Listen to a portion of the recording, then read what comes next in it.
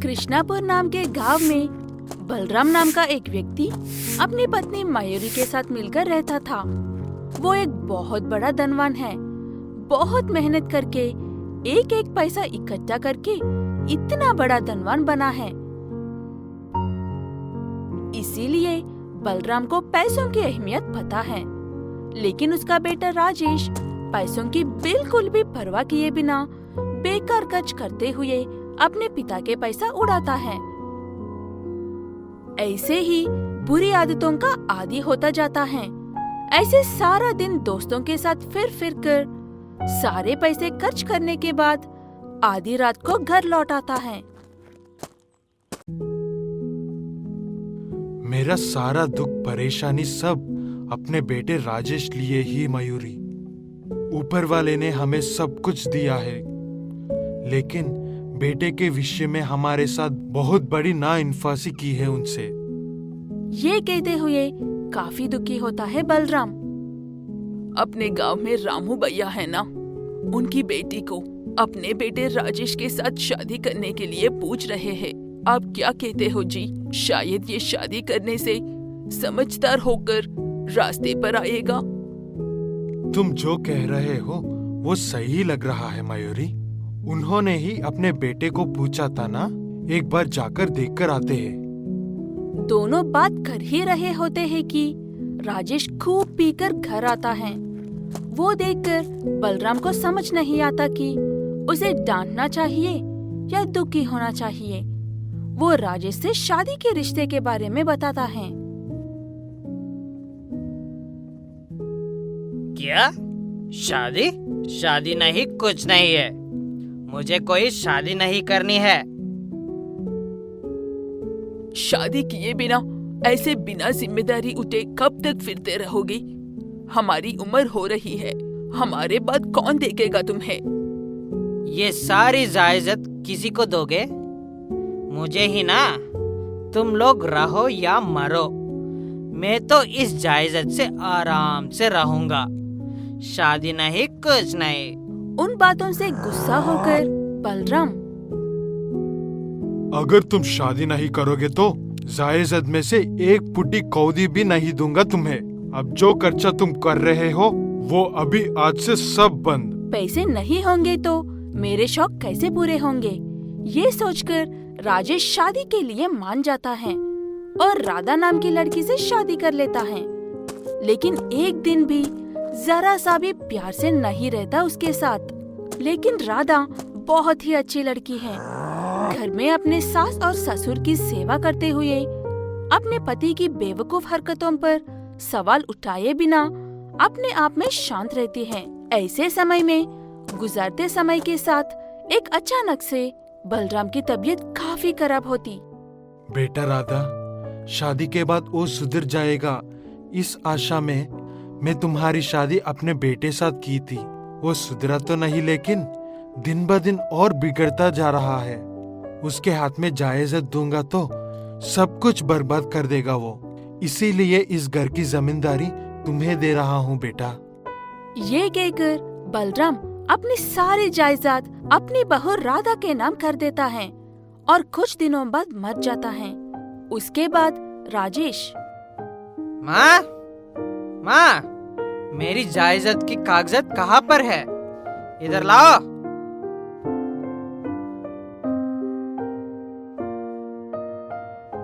तुम्हारी जायदाद कहाँ है? वो मेरे पति ने दिन रात मेहनत करके कमाई हुई जायदाद है। तुम्हारे जैसे भिखारी के खर्चे करने वालों के हाथ में क्यों रखेंगे? वो सब अब मेरी बहू के नाम पर है। अभी भी समय है, सुधर गए तो ठीक है, नहीं तो ये सब कुछ मेरी बहू के भाग्य में ही रहेगा। वो बात सुनने के बाद राजेश को बहुत गुस्सा आता है। उसके बाद वो वही गुस्से में घर के बाहर निकल जाता है। अंधेरा होने के बाद फुल पीकर वापस घर आता है।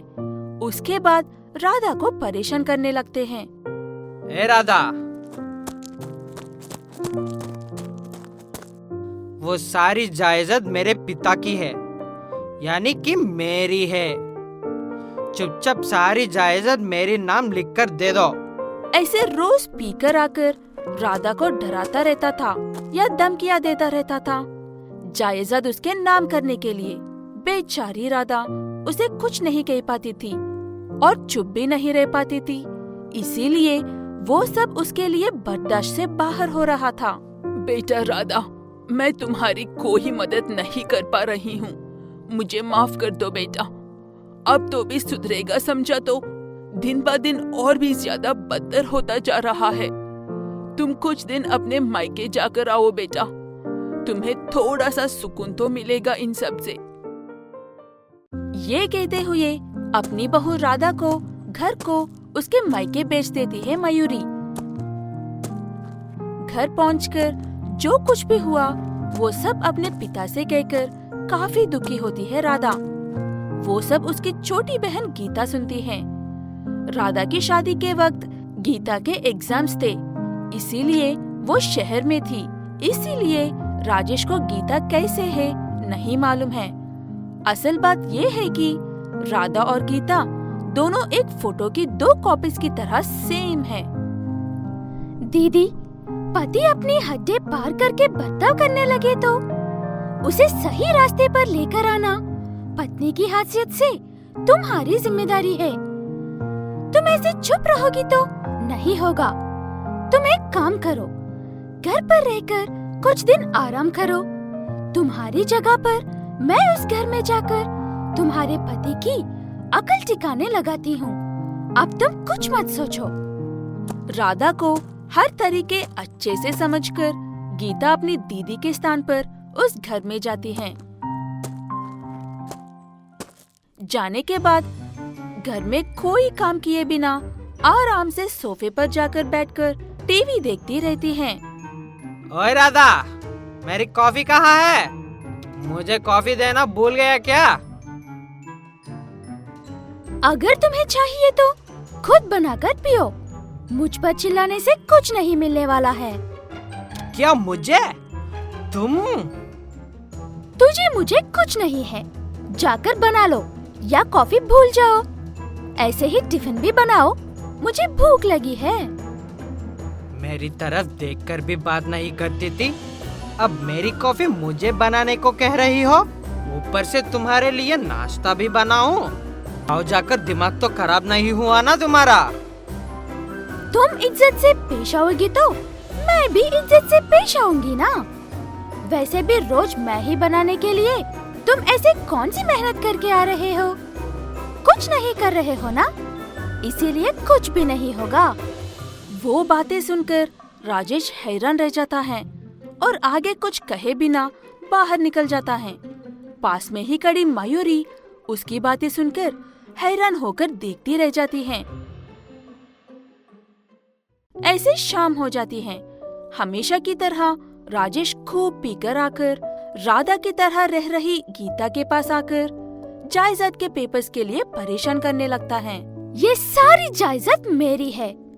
मेरे सासू जी ने ये सब मेरे नाम किया है, फिर भी तुम मुझे बिना बताए पैसे लेकर जा रहे हो और खूब पी कर आ रहे हो।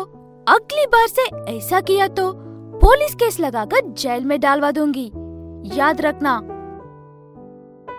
आगे एक बात भी किए बिना चुपचाप अपने कमरे में चला जाता है राजेश। तब जो कुछ भी हुआ वो सब अपनी दीदी की सास को सब बताती है गीता। मयूरी भी गीता के इस काम से काफी खुश होती है। अगले दिन सुबह घर के काम करोगी तभी आज का खाना मिलेगा, और पीने के लिए घर में से 1 पैसा भी उठाया तो अच्छा नहीं होगा, समझे? ये कहते हुए घर के सारे काम राजेश से ही करवाती है गीता और उसके बाद एक मुट्ठी भर खाना बर्तन में डालकर देती है। इतने में मुट्ठी भरकर खाने के लिए इतना मेहनत करनी पड़ती है, इस बात को जाने बिना मैं अपनी सारी जिंदगी पीने में खर्चा कर दिया, और उस पीने की लत की वजह से मैं आज किसी एक के साथ भी अच्छा बर्ताव नहीं कर पाया। अपने आप में ये कहकर दुखी होते हुए तुरंत अपनी माँ के पास भागकर आकर उनके पैर पकड़कर माफी मांगने लगता है। उसके बेटे को अपनी गलती का एहसास हो गया है। ये बात जान पर मयूरी काफी खुशी होती है उतने में उसका काम वहाँ पर अब खत्म हो गया है समझकर गीता वापस अपने घर जा रही होती है कि तभी वहाँ पर राधा आ जाती है। दोनों बिल्कुल एक जैसे ही है। ये देखकर राजेश हैरान रह जाता है। उसकी पत्नी राधा उसे सारी बात अच्छे से समझाती है। फिर से कोई समस्या आए तो बता देना दीदी, आने में ज्यादा समय नहीं लगेगा। नहीं, मुझे अच्छे से अकल आ गई है। अब से मैं अपनी माँ और पति को अच्छे से ख्याल रखूंगा। ये कहकर गीता को उसके घर भेज देते हैं। उसके बाद राजेश उनके व्यापार को अच्छे से संभालने लगता है। सारी बुरी आदतों से पीछा छुड़ाकर अपने परिवार का अच्छे से ख्याल रखते हुए खुशी से और सुकून से रहने लगता है।